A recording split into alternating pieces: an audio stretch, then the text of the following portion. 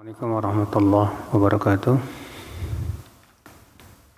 Innal hamdalillah nahmaduhu wa nasta'inuhu wa nastaghfiruh wa na'udzu billahi min shururi anfusina wa min sayyiati a'malina. Man yahdihillahu fala mudilla lahu wa man yudlil fala hadiya lahu. Wa asyhadu an la ilaha illallah wahdahu la syarika lahu wa asyhadu anna Muhammadan abduhu wa rasuluh. Qala Allah Ta'ala fi kitabihil karim, ya ayyuhalladzina amanu taqullaha haqqa tuqatih wa la tamutunna illa wa antum muslimun, amma ba'd. Ibu-ibu sekalian, kita lanjutkan kajian kita, kajian kitab Al-Usul Ats-Tsalatsah. Kemarin terakhir kita membahas tentang iman kepada malaikat, ya. Sekarang kita akan membahas iman kepada kitab-kitab. Kata Syekh Muhammad bin Shalih Al-Utsaimin rahimahullah, al-iman bil kutub yatadamman arba'ata umur. Beriman kepada kitab-kitab itu mengandung 4 perkara. Al-awwal al-imanu binuzuli bi anna nuzulaha min indillahi haqqan. Itu beriman bahwa kitab-kitab suci itu benar-benar turun dari sisi Allah. Ya, dan ini banyak sekali ayat yang menunjukkan itu. Allah berfirman, "Inna anzalnahu fi lailatul qadar." Kami telah menurunkan ia, yaitu Al-Quran, di malam Lailatul Qadar. Ya. Allah juga berfirman, Inna anzalnahu fi lailatin mubarakah. Sungguhnya kami telah menurunkan Al-Quran di malam yang berkah. Allah juga berfirman, wa anzalna ilaika dzikra litubayyina lin-nasi ma nuzila ilaihim. Dan kami telah menurunkan kepadamu adzikr, itu Al-Quran. Ya. Itu semua menunjukkan bahwa Al-Quran ini benar-benar turun ya dari sisi Allah Subhanahu wa Ta'ala. Atsani, yang kedua, al-iman bima alimna ismahu minha bismihi kal-Quran alladhi nazala ala Muhammadin sallallahu alaihi wasallam wa Taurah allati unzilat ala Musa alaihi salam wal Injil alladhi unzila ala Isa alaihi salam wa Zabur alladhi utiyahu Dawud wa amma ma lam na'lam ismahu fa nu'minu bihi ijmalan. Yaitu mengimani yang kita ketahui namanya dari kitab-kitab suci tersebut, seperti Al-Quran yang diturunkan kepada Nabi Muhammad SAW, ya. Taurat yang diturunkan kepada Nabi Musa, Injil yang diturunkan kepada Nabi Isa. Adapun yang kita ketahui namanya, maka kita imani saja secara global. Iya.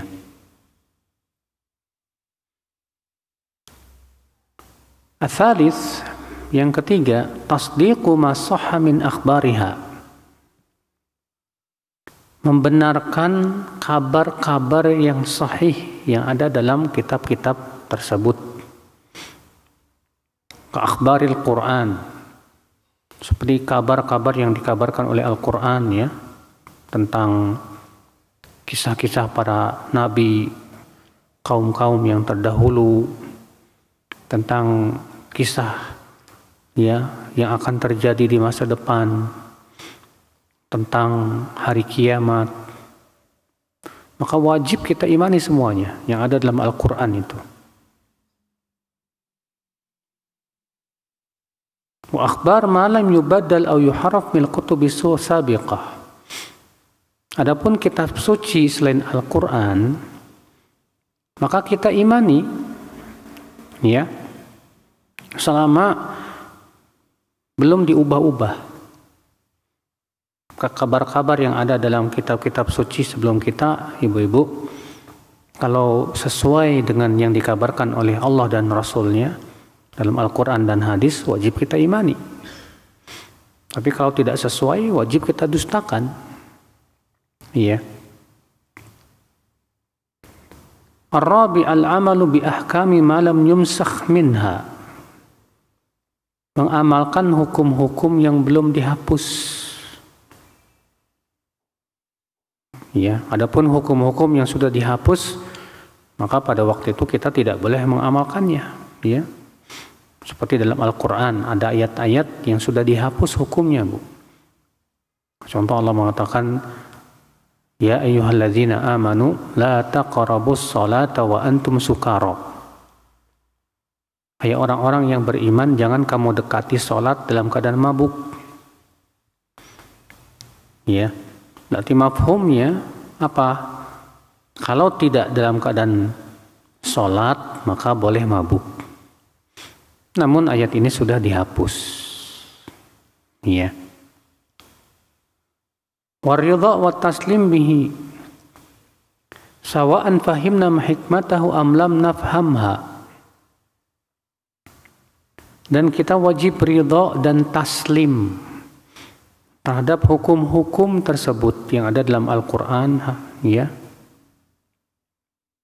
Baik kita memahami hikmahnya ataupun kita tidak memahami hikmahnya. Wajib kita, ya, sami'na wa ata'na.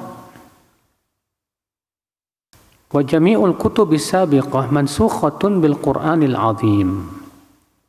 Adapun kitab-kitab suci sebelum Al-Quran, maka itu sudah dihapus semuanya oleh Al-Quran. Iya. Mana dalilnya? Itu surat Al-Maidah ayat 48. Allah berfirman, wa anzalna ilaikal kitaba bil haqqi musaddiqan lima baina yadayhi minal kitab wa muhaiminan alaihi. Dan kami telah menurunkan kepada Muhammad SAW Alkitab, yaitu Al-Quran, bil haqqi, dengan membawa kebenaran. Musaddiqan lima baina yadayhi, membenarkan kitab-kitab suci sebelumnya. Ya. Wa muhaiminan alaih, dan menjaganya. Artinya muhaiminan artinya hakiman alaih, menghakimi, ya. Wa ala hadza fala yajuzul amal bi ayyi hukmin min ahkamil kutubis sabiqah illa ma sahha minha wa aqarrahu al-Qur'an. Maka atas dasar itu tidak boleh mengamalkan hukum-hukum yang ada dalam kitab-kitab suci sebelum Al-Qur'an, Bu. Kecuali kalau memang sesuai dengan Al-Qur'an. Iya. Nah, ini Ibu-ibu sekalian, 4 perkara dalam beriman kepada kitab-kitab. Lalu apa, ibu-ibu sekalian, buah yang bisa kita petik dari beriman kepada kitab-kitab? Kata beliau, wal imanu bil kutubi yuthmiru thamaratin jalilah. Beriman kepada kitab-kitab itu membuahkan buah yang bagus, yang mulia, yang agung. Apa itu? Al-ula al-ilmu bi'inayatillahi bi'ibadih, haitsu anzala likulli qaumin kitaban yadihim bih. Bahwa itu menunjukkan Allah sangat memperhatikan hamba-hambanya, di mana Allah menurunkan untuk setiap kaum itu kitab suci yang akan memberi hidayah, yang akan membimbing mereka. Iya. Bayangkan kalau kita tidak diturunkan kitab suci, bagaimana kita akan tahu, ya, jalan menuju surga, jalan ke neraka? Tentu kita tidak akan tahu itu. Tapi dengan kita, ya, dengan adanya si kitab suci Al-Quran, hadis, kita jadi tahu itu, Pak, Bu. Iya. Makanya ini nikmat yang besar sekali ya. Dengan diturunkan Al-Qur'an, ya hadis, jadi petunjuk dalam hidup kita. Atsaniyah, buah yang kedua, al-ilmu bihikmatillahi ta'ala fi syar'i. Itu menunjukkan bahwa Allah itu maha bijaksana, hikmah, di mana Allah mensyariatkan syariat-syariat itu sesuai dengan keadaan kaumnya masing-masing. Maka syariat yang dibawa oleh Nabi Muhammad SAW itu syariat yang cocok untuk ya umatnya sepanjang masa. Ya. Nah ini Ibu sekalian. Makanya Allah berfirman dalam surat Al-Maidah ayat 48. Likullin ja'alna minkum syir'atan wa minhaja. Untuk setiap kaum itu kami jadikan ya dari kalian syariat dan minhaja. Ya. Ini Ibu-ibu sekalian beriman kepada kitab-kitab. Sekarang kita masuk kepada pembahasan beriman kepada para rasul.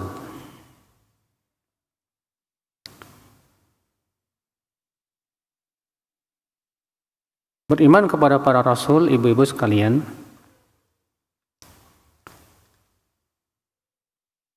mencakup 4 perkara. Ada 4 perkara yang harus diperhatikan. Al-awwal, al-imanu bi anna risalatahum haqqun minallah. Beriman bahwa risalah para nabi dan rasul itu hak, benar, berasal dari Allah. Ya, bukan dari buatan pemikiran mereka, sama sekali tidak. Para nabi, para rasul tidak berani untuk membuat syariat sendiri, Pak, Bu. Iya. Para nabi dan rasul hanyalah mubalik saja, menyampaikan saja syariat yang Allah wahyukan kepada mereka. Maka wajib kita imani bahwa risalah mereka itu ya benar-benar berasal dari Allah Subhanahu wa taala. Faman kafara bi risalati wahidin minhum faqad kafara bil jami'. Maka siapa yang kafir kepada seorang rasul atau seorang nabi, maka berarti dia sudah kafir kepada seluruh nabi dan rasul. Ya Allah berfirman dalam surat Asy-Syu'ara ayat 105, ibu-ibu sekalian. Kadzabat qaumu Nuhinil mursalin. Kaum Nabi Nuh telah mendustakan para rasul. Padahal kan yang mereka dustakan Nabi Nuh saja. Tapi Allah mengatakan mereka telah mendustakan para rasul. Berarti apa yang ini menunjukkan apa? Berarti orang yang mendustakan satu rasul, dia sudah mendustakan semua nabi dan rasul. Karena tidak ada bedanya antara ini dan itu. Iya. Yang kedua, atsani al-iman biman alimna ismahu minhum bismihi. Itu mengimani nama-nama para nabi dan rasul yang Allah beritahukan dalam Al-Quran dan diberitahukan oleh Rasulullah SAW dalam hadis, ya. Adapun yang kita tidak ketahui namanya, fanu'minu bihi ijmalan, maka kita imani secara global saja. Iya. Ats-tsalits, yang ketiga, tasdiqu ma sahha anhum min akhbarihim.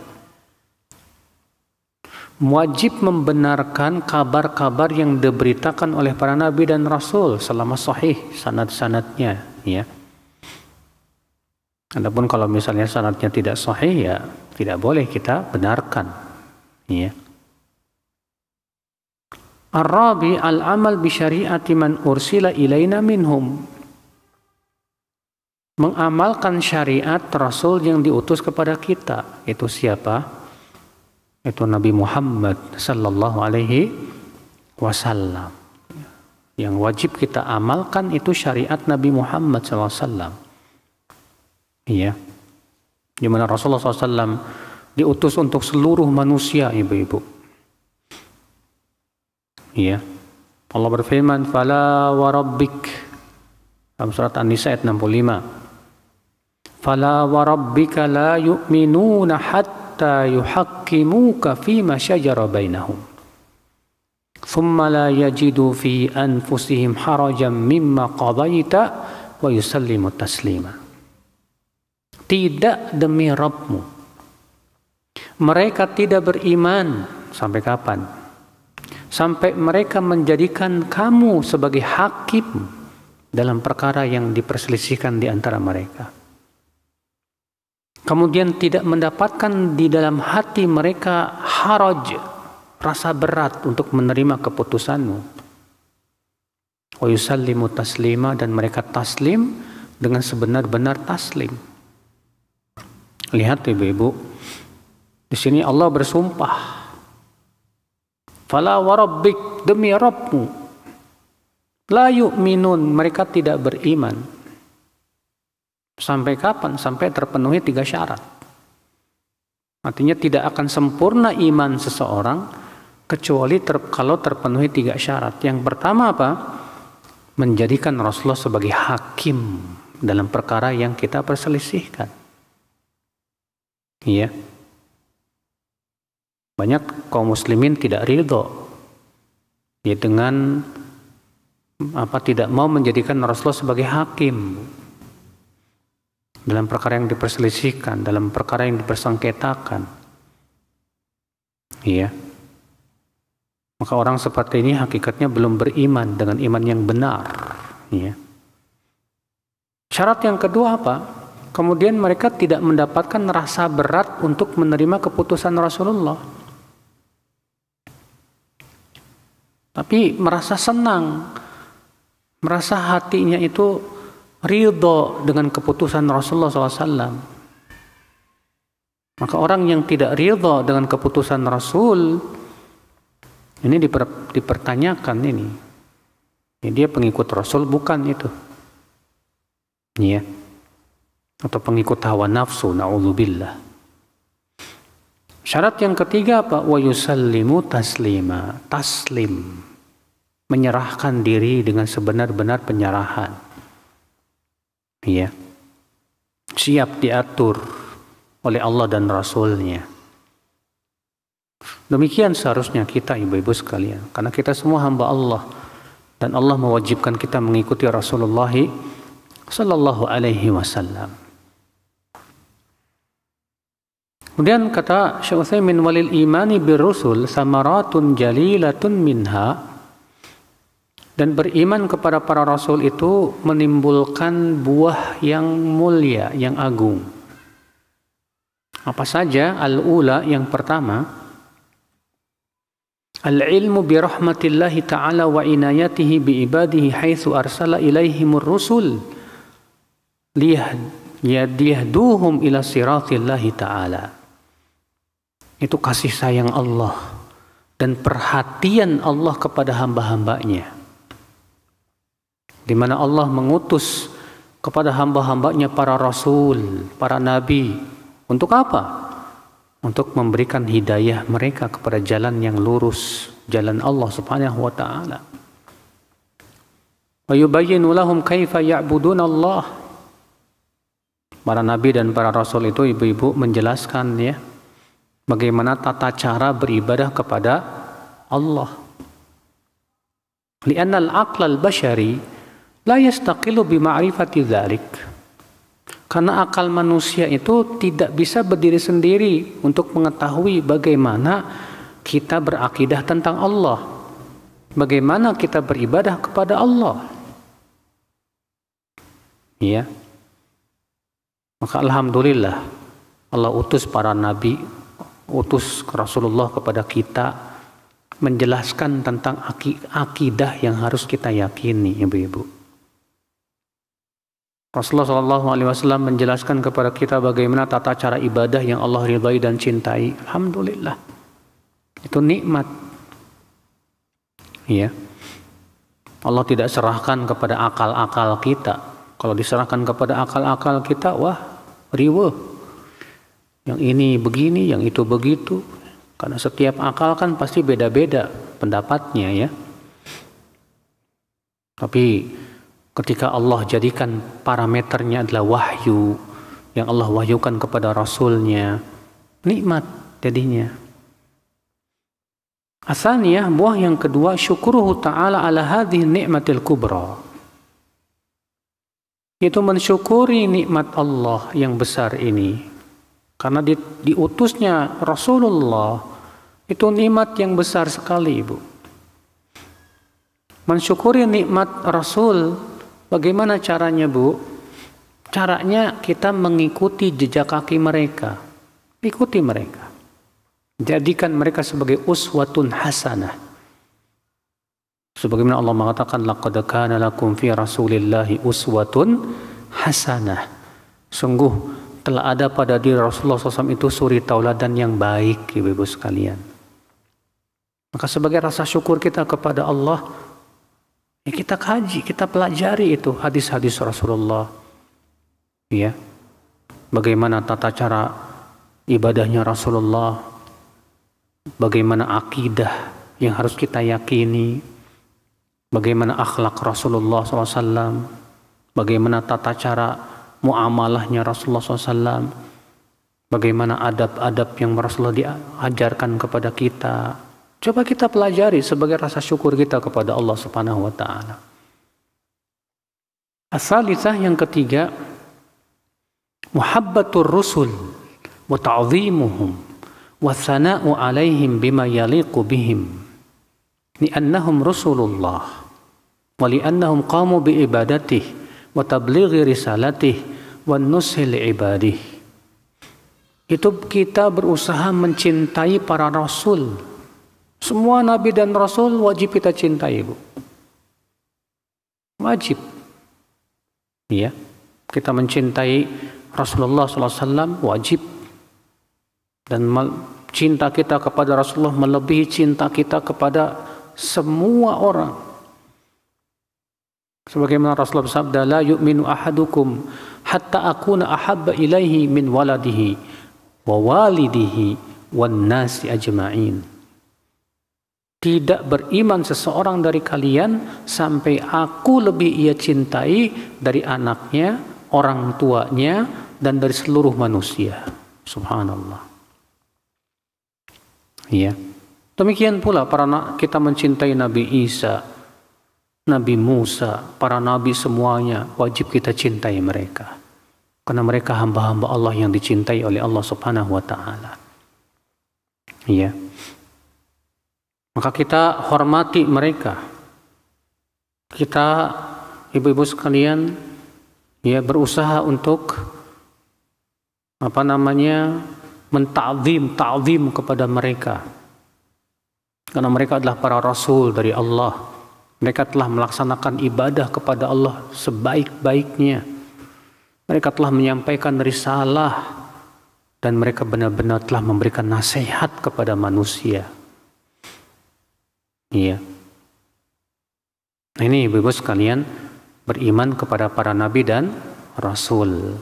Dan tentunya ibu, kita sangat membutuhkan para nabi. Karena dengan melalui mereka lah kita bisa mengenal Allah, ya. Dengan melalui mereka kita paham tentang syariat Allah. Dengan melalui mereka kita tahu jalan menuju surga. Ya, alhamdulillah. Kemudian kita masuk ke rukun iman yang keenam atau yang kelima, ya. Itu beriman kepada hari akhirat. Apa itu hari akhirat? Hari kiamat, Ibu. Dan hari kiamat itu merupakan yaumul hisab, hari dihisabnya para hamba. Yaumul jaza, yaumuddin, hari pembalasan. Karena semua amalan hamba akan dibalas oleh Allah Subhanahu wa Ta'ala di hari itu. Iya. Kemudian ibu-ibu sekalian, beriman kepada hari akhirat Ada 3 perkara yang harus diimani.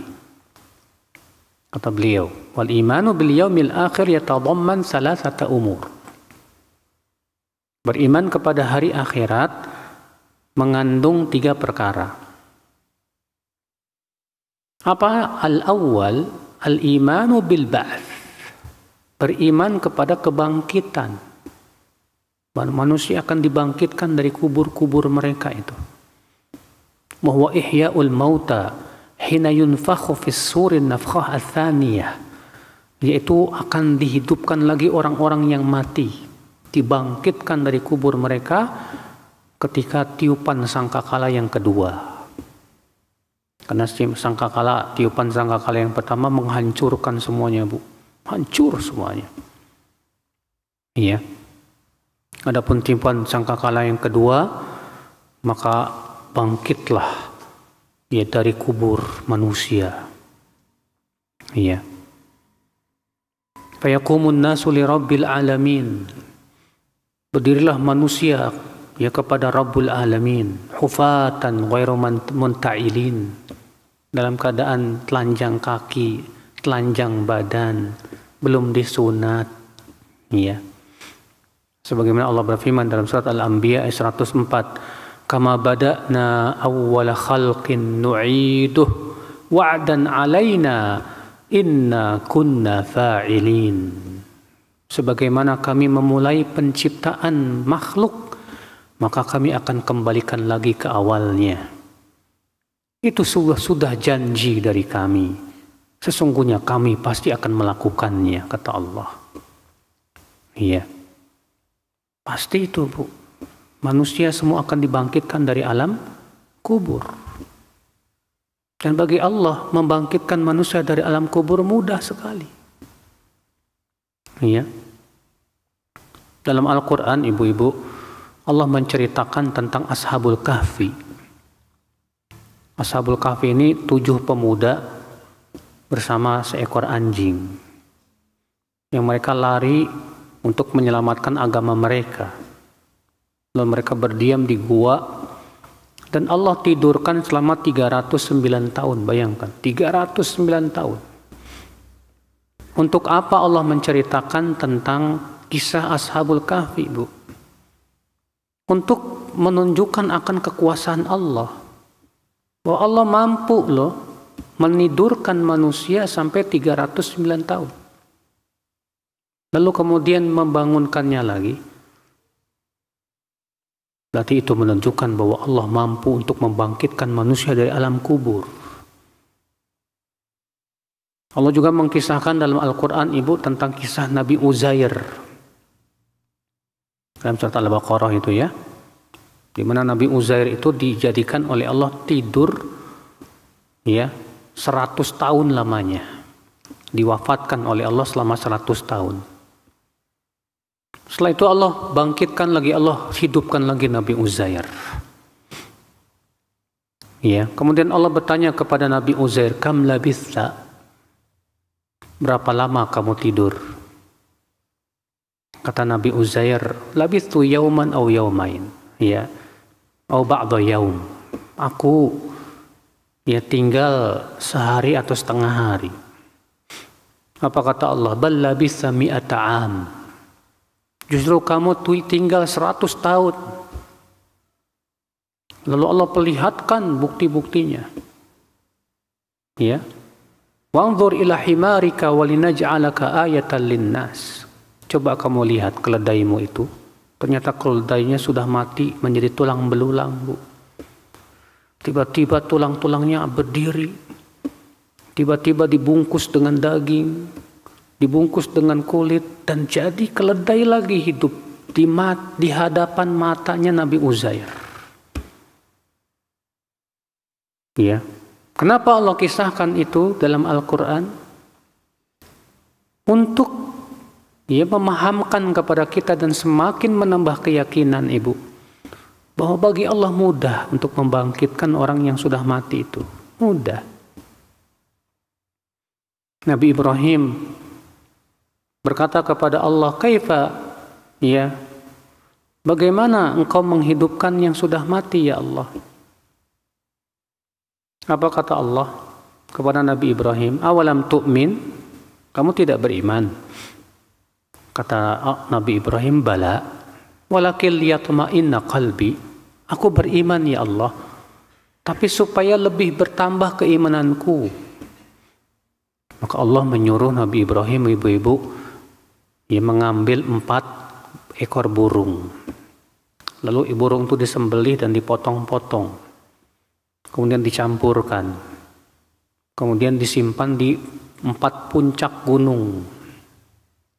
Kemudian Nabi Ibrahim menyuruh untuk memanggilnya. Tiba-tiba terbang lagi, hidup lagi. Ya. Subhanallah. Kenapa Allah ceritakan itu dalam Al-Quran, ibu-ibu? Untuk membuktikan Allah kuasa untuk membangkitkan manusia dari alam kubur. Mudah bagi Allah. Menghidupkan kembali yang sudah menjadi mayat, mudah bagi Allah Subhanahu wa ta'ala. Ya. Demikian pula ibu-ibu sekalian. Kita lihat Allah menyuruh kita berpikir tentang manusia, bagaimana Allah mampu menciptakan manusia pertama kali dari air mani, berubah menjadi segumpal darah, segumpal daging, ya, lalu tulang dibungkus dengan daging, jadi manusia beneran. Kalau Allah mampu menciptakan manusia pertama kali dari air mani, jadi manusia beneran, bagi Allah sangat mampu untuk membangkitkan manusia dari alam kuburnya. Sangat mampu.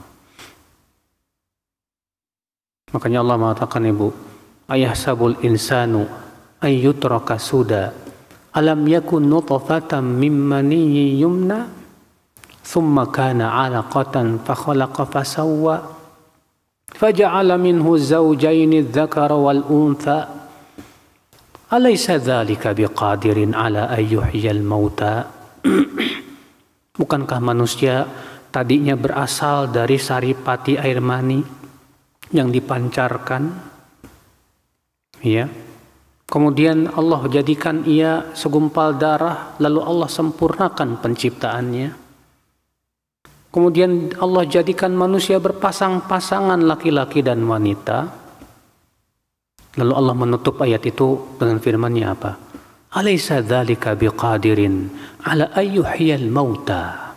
Bukankah itu semua menunjukkan bahwa Allah mampu untuk menghidupkan yang telah mati? Iya. Iya. Dalam surat Yasin juga ibu-ibu, ya. Allah Subhanahu wa taala ya dalam surat Yasin itu ketika menyebutkan tentang orang yang ragu, ya, tentang Allah mampu untuk membangkitkan lagi. Apa kata Allah? Tentang orang kafir ini, Bu. Qala may yuhyil 'idhama wa hiya ramim. Siapa yang bisa menghidupkan tulang belulang yang telah hancur ini? Apa kata Allah, ibu-ibu? Qul yuhyiha alladhi ansha'aha awwala marrah wa huwa bikulli khalqin alim. Katakanlah, yang menghidupkan tulang-tulang belulang yang telah hancur itu adalah yang menciptakannya pertama kali. Dan Allah mengetahui tentang ciptaannya. Mudah bagi Allah Subhanahu wa ta'ala itu. Iya. Tuh lihat ibu-ibu sekalian, bagaimana kuasa Allah Subhanahu wa ta'ala. Mudah bagi Allah. Kalau Allah mampu menciptakan manusia dari air mani, ya, kemudian segumpal darah, segumpal daging, maka bagi Allah sangat mudah membangkitkan orang yang sudah meninggal dunia itu, ibu-ibu sekalian. Maka wajib kita imani, ibu-ibu, akan adanya kebangkitan, ibu. Iya. Bahkan Allah menyuruh melihat, tuh lihat, wa taral ardu hamidah fa idza anzalna 'alaiha al-ma'a tazzat wa warabat. Kamu lihat bumi itu kering kerontang. Apabila kami turunkan dari langit itu air, tiba-tiba kamu lihat bumi yang kering itu jadi hijau, tumbuh Ya. Kenapa Allah menyuruh melihat itu? Allah mengatakan innalladzi ahyaha la muhyil mauta. Sesungguhnya yang menghidupkan bumi yang telah mati itulah yang akan menghidupkan manusia yang telah mati. Membangkitkan kembali. Mudah bagi Allah Subhanahu wa taala. Iya. Allah juga mengatakan la khalqus samawati wal ard akbaru min khalqin nas. Penciptaan langit dan bumi ini lebih besar daripada penciptaan manusia. Kalau Allah mampu menciptakan langit yang begitu luas dengan berbagai macam makhluk-makhluk yang ada di langit, demikian pula bumi, maka bagi Allah menciptakan, membangkitkan manusia lebih mudah lagi, ibu-ibu sekalian. Ini dia hujah-hujah akal, Bu ya, yang ditegakkan oleh Allah dalam Al-Quran akan adanya kebangkitan, bahwa pasti manusia akan dibangkitkan dari alam kubur mereka. Nah, ini yang pertama, Ibu, yang wajib diimani, itu adanya kebangkitan dari alam kubur. Atsani, yang kedua, kata beliau, al-iman bil hisabi wal jaza, yaitu mengimani akan adanya hisab dan balasan. Bahwa seorang setiap hamba akan dihisab oleh Allah. Ya. Setiap hamba akan diberikan balasan oleh Allah Subhanahu wa taala atas perbuatan dia waktu di dunia. Allah berfirman, "Faman ya'mal mithqala dzarratin khairan yarah, wa man ya'mal mithqala dzarratin syarran yarah." Siapa yang mengamalkan ya kebaikan sebesar biji sawi, ia akan melihat balasannya. Dan siapa yang mengamalkan keburukan walaupun sebesar biji sawi, ia akan melihat balasannya. Di hari itu Allah akan menegakkan keadilan, ibu-ibu sekalian. Allah berfirman, "Wa nadha'ul mawazinal qista liyaumil qiyamah. Fala tudlamu nafsun syai'a. Wa in kana mithqala habbatin min khardalin ataina biha wa kafa bina hasibin." Surat Al-Anbiya 47, ya. Dan kami akan meletakkan timbangan keadilan pada hari kiamat. Maka tidak akan ada jiwa yang dizolimi saat itu sedikit pun. Walaupun kebaikan atau keburukan itu sebesar biji sawi, maka kami akan datangkan ia dan diberikan balasan. Dan cukuplah kami yang akan menghisap mereka. Iya. Allah akan hisap, Ibu, setiap manusia itu. Tapi tentunya, Ibu, ada yang dihisap dengan hisap yang berat dan ada yang dihisap dengan hisap yang ringan. Ya, hisap yang berat itu apa, Ibu-ibu? Allah akan pertanyakan semuanya. Lalu orang itu tidak mengakui dosa-dosanya. Lalu ditutup oleh Allah mulutnya. Berbicaralah tangan dan kakinya dan Allah akan hadirkan saksi-saksinya. Maka orang seperti ini pasti diadab. Kata Rasulullah, "Man nuqishal hisabu udzib." Iya. Sedangkan ada lagi mukmin, Bu, dihisab dengan hisab yang ringan, Bu. Sebagaimana Ibnu Umar yang meriwayatkan dalam hadis riwayat Bukhari dan Muslim, ya. Rasulullah bersabda, "Innallaha yutnil mu'min fayadha'u 'alaihi kanafah wa yasturuhu fayaqulu ata'rifu dhanba kadza ata'rifu dhanba kadza fayaqulu na'am ay rabb hatta idza qarrarahu bi dhunubihi wa ra'a annahu qad halak qala qad satartuha 'alaika fid dunya wa ana aghfiruha lakal yawm fayu'ta kitabu hasanatihi." Ya, Allah akan mendekatkan seorang mukmin nanti pada hari kiamat. Lalu Allah akan meletakkan penutup, ditutupi sama Allah. Lalu Allah berfirman kepada si mukmin ini, Kamu ingat dosamu yang ini? Kamu ingat dosamu ini? Kamu kenal dosamu ini? Si hamba pun mengatakan, iya ya Allah, itu dosaku. Dan Allah jadikan si mukmin mengakui dosanya, Bu. Maka si mukmin merasa dia akan binasa. Ya. Lalu Allah berfirman, dahulu di dunia aku telah menutupi dosa-dosamu. Dan hari ini aku akan ampuni dosamu. Maka diberikanlah kepada dia catatan kebaikannya, Bu. Masya Allah. Kita berharap nih, Bu, dihisab seperti ini, hisab yang mudah. Makanya Rasulullah SAW berdoa, Allahumma hasibni hisaban yasira. Ya Allah, hisablah aku dengan hisab yang mudah. Ya. Kata Rasulullah, wa amal kuffar wal munafiqun fayunada bihim ala ru'usil khalaiq haula'i alladhina kadzabu ala rabbihim ala la'natullahi ala zalimin.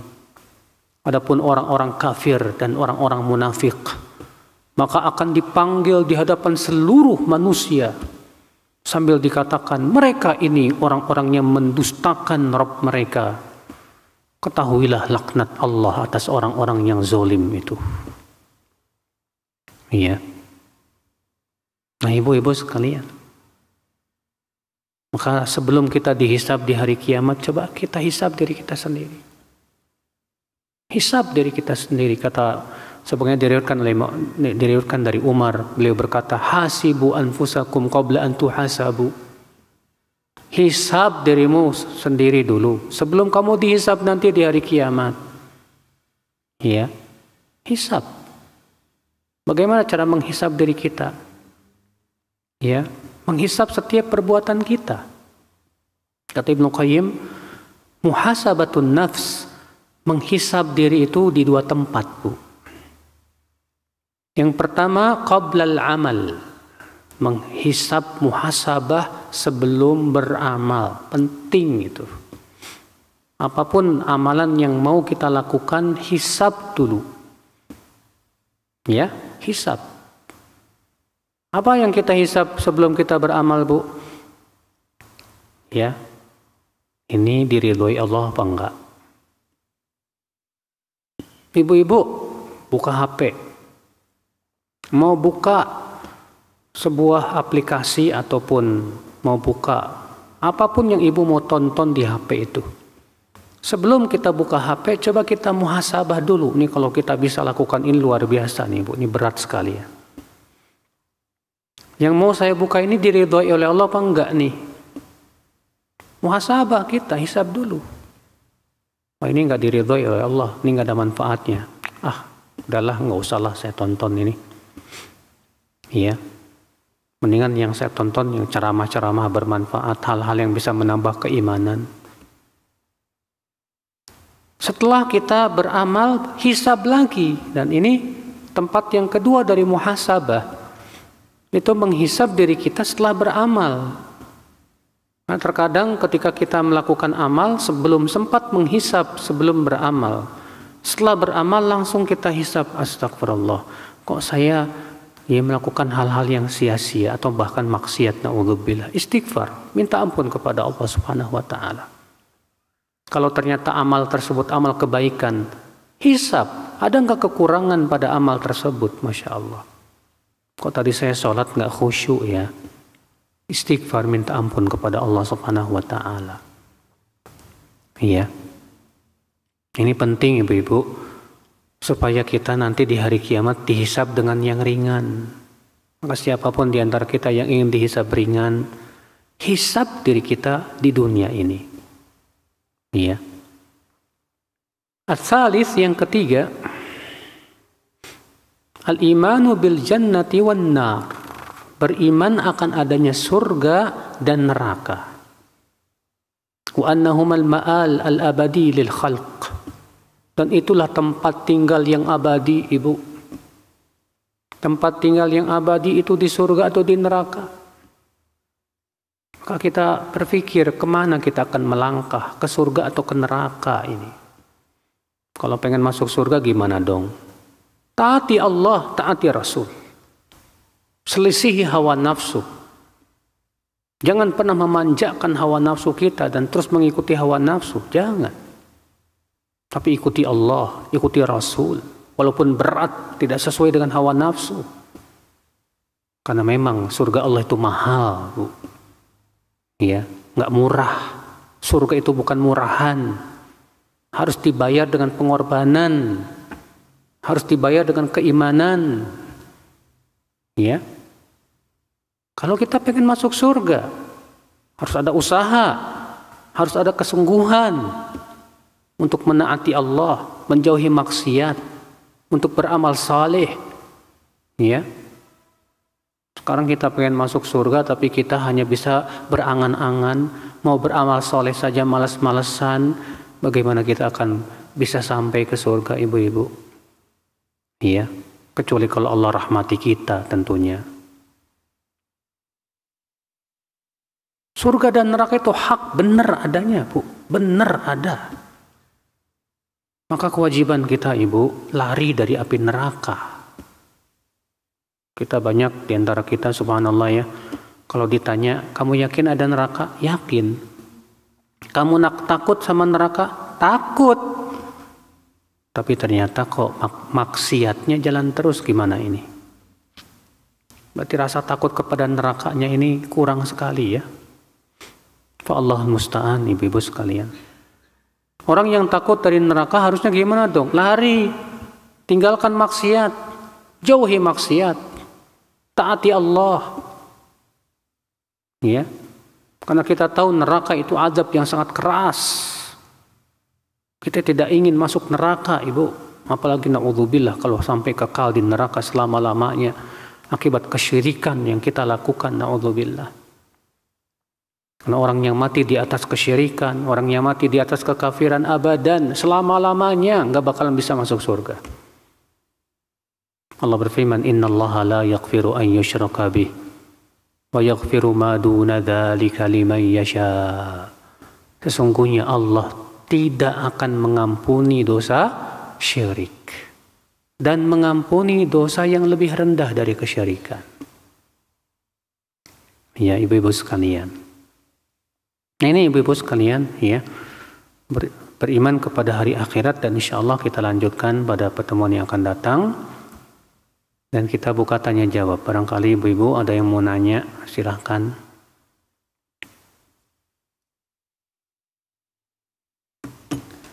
Baik, kita bacakan pertanyaan.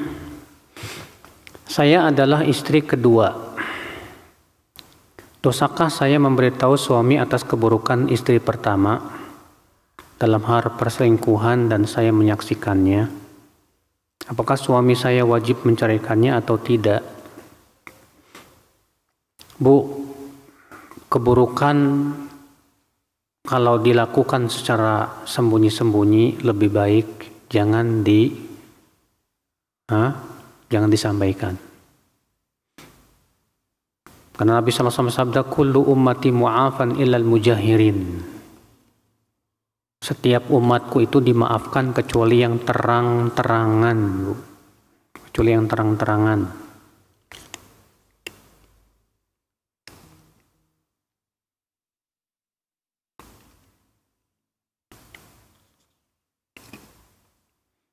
Saya usia 55 tahun, boleh tidak minta kepada saudara kandung atau ponakan untuk makan, ngontrak?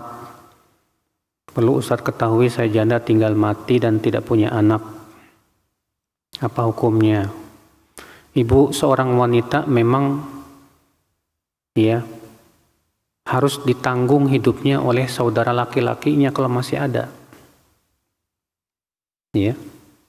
Kalau dia masih punya saudara laki-laki, atau punya keponakan laki-laki, atau punya paman laki-laki, maka merekalah yang wajib menanggung hidup si janda ini. Dalam Islam begitu. Kalau suami sudah meninggal, bapaknya sudah meninggal, maka kalau dia masih punya kakak laki-laki atau adik laki-laki ya, maka mereka wajib. Kalau nggak punya juga, dalam Islam sebetulnya wajib ditanggung hidupnya oleh pemerintah. Mereka lah yang menanggung hidup para janda. Iya, tapi di negara kita tidak seperti itu masalahnya. Maka tentu Ya, kita berusaha untuk saling bahu-membahu. Bersama kaum muslimin harus seperti satu jasad. Ya, apabila sebagian merasa sakit, kita pun merasa sakit. Maka bahu-membahu untuk saling membantu. Jangan cuek, ya. Bagaimana cara memotong rambut bayi yang baru lahir? Apakah dengan digundul atau hanya sebagian? Digundul, Bu, semuanya, Bu. Lalu kemudian ditimbang dengan perak. Ya, berapa gramnya dikeluarkan tuh, Bu, disedekahkan. Ya. Kalau belum mampu mengakikahkan di hari ke-7, ya udah, yang penting gundul aja dulu di hari ke-7 itu, dikasih nama. Adapun menyembelihnya nanti ketika sudah mampu. Ya.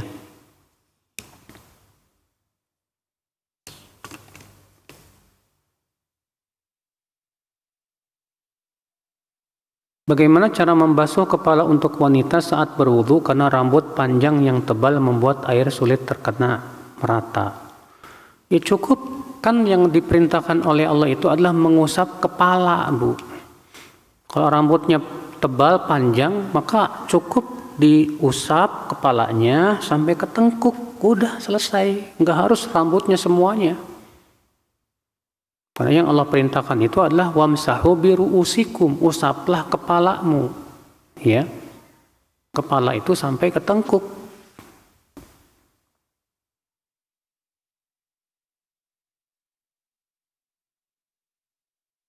Apa yang harus dilakukan jika salah membaca membaca bacaan saat sholat, tapi sudah terlanjur ganti ke gerakan atau rukun selanjutnya? Ini bacaannya apa maksudnya ini? Iya, harus dijelaskan dulu bacaan yang mana. Bacaan Al-Fatihahnya misalnya, nggak baca apa gimana? Atau baca salah dalam membaca surat, ada yang lupa misalnya. Itu coba diperinci lagi, Bu. Pertanyaannya yang detail gitu, biar jawabannya pas, tepat.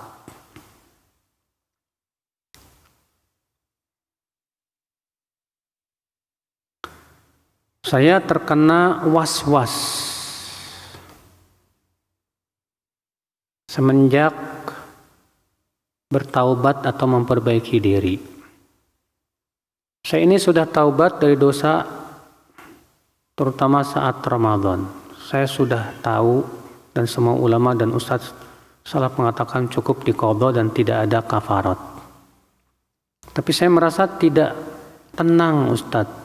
Saya mengecek berulang kali mengenai ini, walaupun saya tahu, ini panjang banget ya.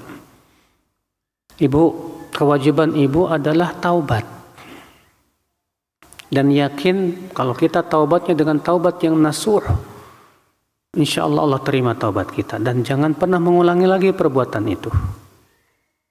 Imam Nawawi mengatakan syarat taubat 3. Yang pertama menyesal, ya menyesali dosa tersebut. Yang kedua, ya meninggalkan dosa itu saat taubat. Dan yang ketiga, bertekad bulat tak akan pernah lagi melakukan perbuatan itu. Ya, dan terus jaga taubatnya, jaga terus.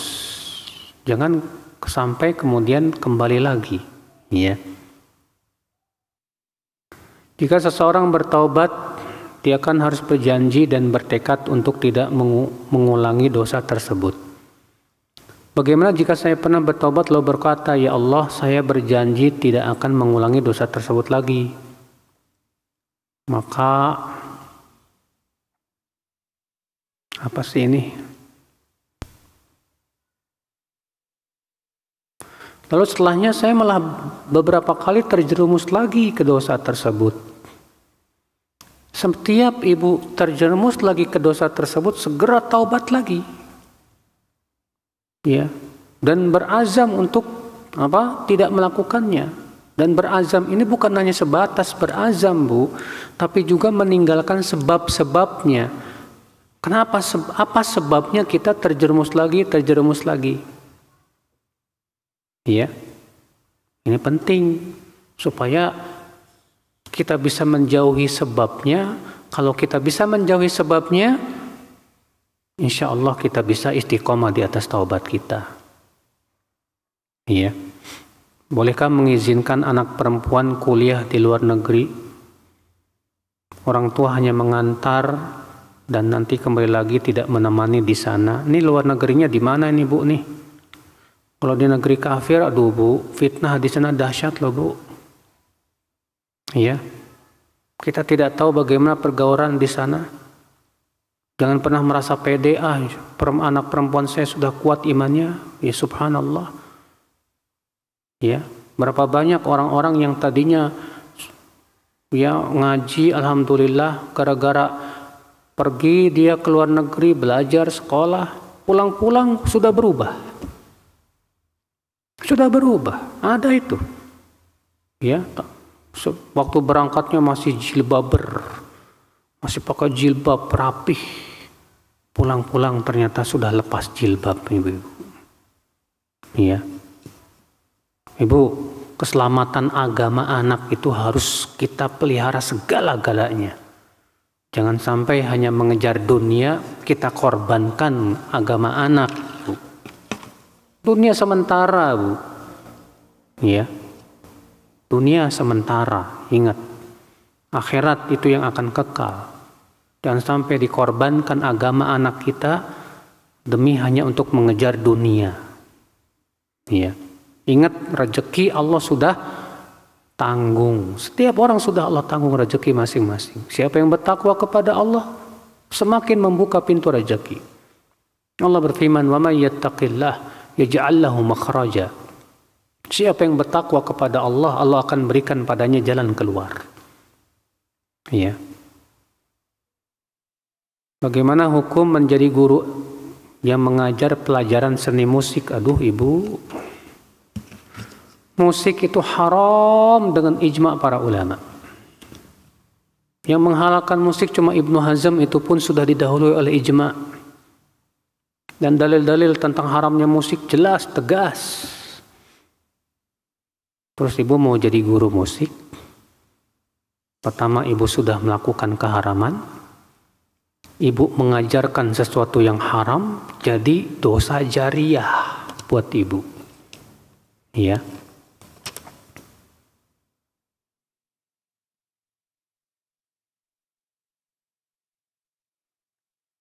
Tolong kasih nasihat panitia kajian. Saat kajian jangan hanya bolak-balik liatin orang, tapi nggak mau catat. Nah ini permasalahannya, banyak panitia kajian itu malah paling rugi. Ya, permasalahannya begitu, banyak panitia kajian itu yang paling rugi dia. Paling rugi maksudnya gimana? Paling tidak mendapatkan ilmu. Ya, maka panitia kajian, sebagaimana dinasihatkan oleh para ustadz kita, terutama Ustadzuna Ustadz Yazid bin Abdul Qadir Jawas rahimahullah, jangan sampai panitia itu menjadi orang yang paling miskin ilmu. Justru panitia harusnya yang paling banyak mendapatkan ilmu dong. Hanya karena dia yang penting saya udah ngurusin pengajian, saya udah dapat pahala, ternyata malah ya dia tidak mendapatkan ilmu, kan rugi. Ya, rugi sekali.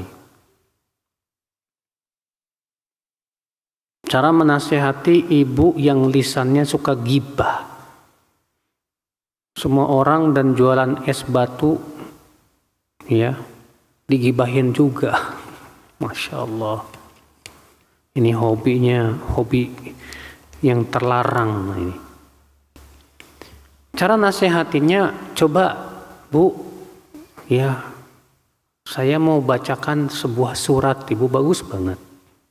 Surat Al-Hujurat yang menyebutkan tentang dosa ghibah. Ya. Pahamkan kepada dia, jadikan dia takut api neraka si ibu ini. Dan jadi pahamkan juga bahwa di alam kubur nanti akan ada azab kubur. Dan beritahu bahwa di antara sebab azab kubur itu ghibah. Dan pahamkan makna ghibah itu apa. Ya. Mungkin dia tidak paham hakikat ghibah. Dia kira ngomongin orang itu bukan ghibah.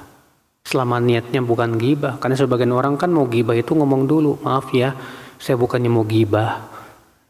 Padahal ghibah. Iya. Nah, ini ibu-ibu sekalian. Bagaimana hukumnya kalau orang yang pikun tidak melaksanakan ibadah wajib dengan benar? Seperti ini orang-orang yang termasuk diberikan uzur, Bu.